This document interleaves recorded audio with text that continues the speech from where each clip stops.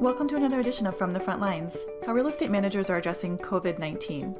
Our topic today is reopening for business. I'm here with Sheila Matuscak of Coeo Space, an award-winning open data technology platform that uses scientific algorithms to match users to the perfect commercial space in seconds. Welcome, Sheila. Can you share how property managers can best prepare their buildings for people to come back to work? Thanks, Suzanne. Reentry has become a key topic for property managers, owners, and companies as the shelter-at-home requirements are easing up. I think one realization that's come to light is we are now in the healthcare business. 90% of people's time is spent indoors, and now property managers, part of your job is to make sure your building is healthy. I think it's very important that the occupants feel like owners have a handle on it and put together a key plan that's really heavily communicated to them. Many top landlords and commercial real estate services companies have been getting together, putting their heads together to come up with what the best way to bring people back is. I don't think there's any one right answer. We've seen Cushman & Wakefield come out with what they call the 6-foot office plan. CBRE and JLL have come out with plans on the evolution of what happened with COVID, putting everybody into shock, all the way to how we'll eventually flourish. So I think what's key is to keep in mind safety and wellness are now the key criteria, and it's important for property managers to first and foremost have a plan to communicate to tenants. And typically that plan will include a layered defense approach, which really starts thinking about how do I bring back perhaps like 20% of the tenants and then eventually increase that over time. So with that in mind, there's a number of practical solutions that can be done to make your building safer and cleaner.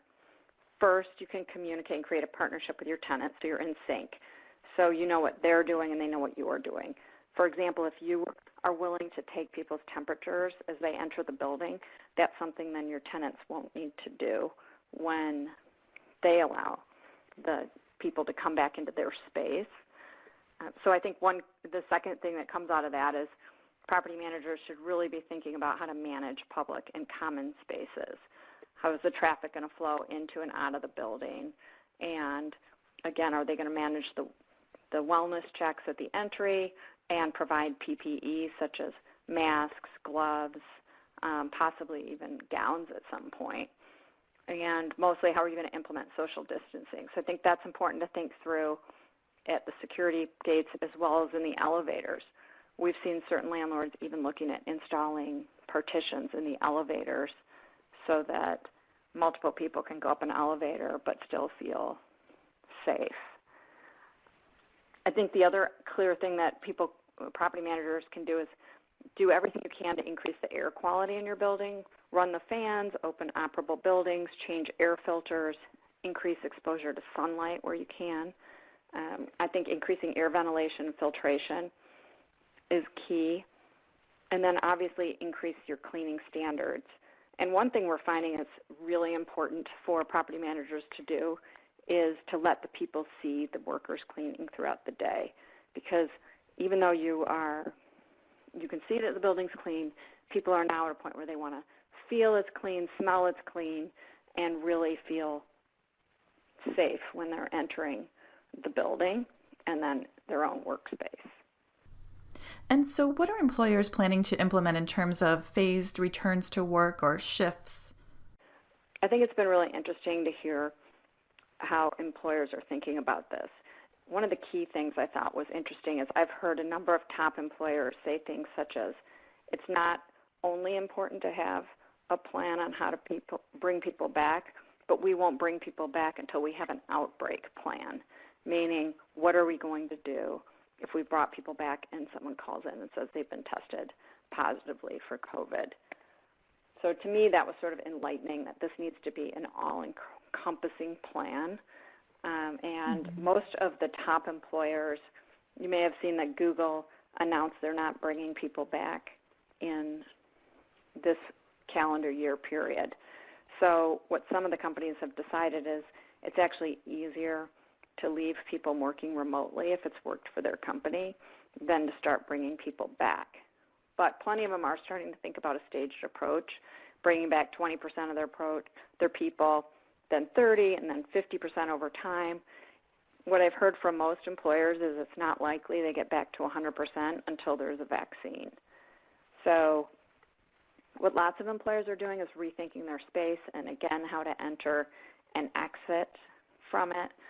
We've seen them look to their architects to potentially even look at their floor plan and reorganize how it will work so that people are 6 feet apart and they have areas where perhaps they have sanitation stations, they have one-way streets for traffic. So the whole idea is to make the space work in a different way. And we've even seen some companies decide to open, like their big downtown headquarters, touchdown suburban locations built out with collaborative space designed to allow people to work in a collaborative way but still maintain the 6 feet distance. So a lot of supply chain issues such as providing wipes, sanitizer, PPE, and again, employers just thinking about how do we bring people together yet keep them 6 feet apart. That being said, it sounds like companies still plan to continue using teleworking options, right? Suzanne, I think teleworking is definitely here to stay. For example, DocuSign is a company I recently spoke with, and they said they've already told employees that if they have any issues with childcare, with elderly, or with their own health, that to just assume that they can continue to work remotely as long as they'd like. And I think what a lot of companies have seen is how functional their company has been, even though people have been working remotely.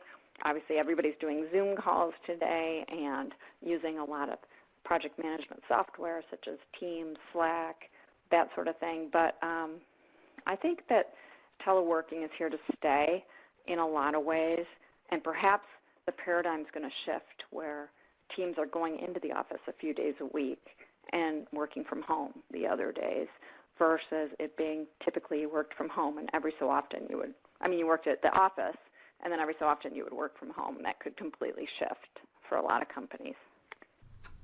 What about physical barriers like partitions or closing certain areas of the office? I definitely think physical barriers are going to be in play. We've actually seen a run-up on plexiglass because a lot of people want the physical barrier, but they want it to be clear and see-through so you can still feel like you're engaging with the person, you can see them. I don't think that companies are necessarily going to close off space because that would ultimately create less space. But what we do see people doing is de-densifying conference rooms, workstations. So what they're doing is crossing off perhaps every other bench seat and perhaps even going a little further so that people aren't facing each other unless they have the glass partition.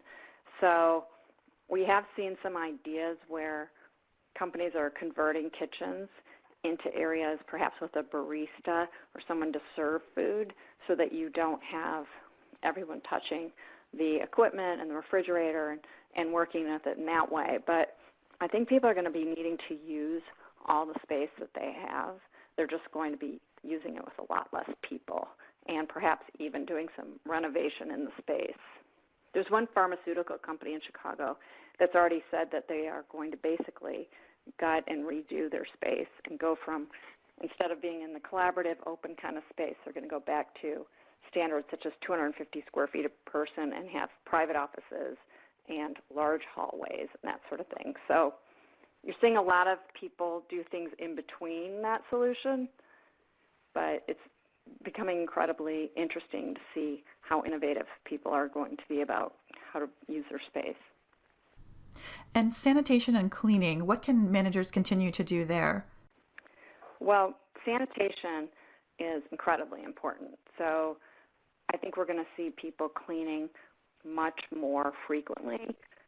They're going to be using a lot of signage in really positive ways, but enabling or really encouraging people to practice good hygiene and wash their hands, use the hand sanitizing stations. A lot of buildings are going to need to upgrade their restrooms to have touchless soap and antiviral cleaning supplies. So I think we're going to see a lot of actual increased cleaning standards, as well as most landlords looking to do no-touch solutions in their common areas. No-touch garbage and recycling receptacles, the faucets and restrooms, and possibly even installing things like new toilets that don't, that do a lot more things automatically. Sheila, any other advice for real estate managers as we start to reopen for business? Well, I think along these lines, my last bit of advice would be to remember to remind your owners as well that to stay competitive, you really have to have healthy buildings. It used to be a nice to have, and now I think it's a must have. So by having healthier buildings, it will obviously help defeat the disease, save lives, but I think it will also create long-term value for the building and the owners. Sheila, thank you so much for your time. Please continue to visit irom.org, where you'll find our page dedicated to providing updates and resources to support real estate managers in making informed decisions during this time. That's irem.org.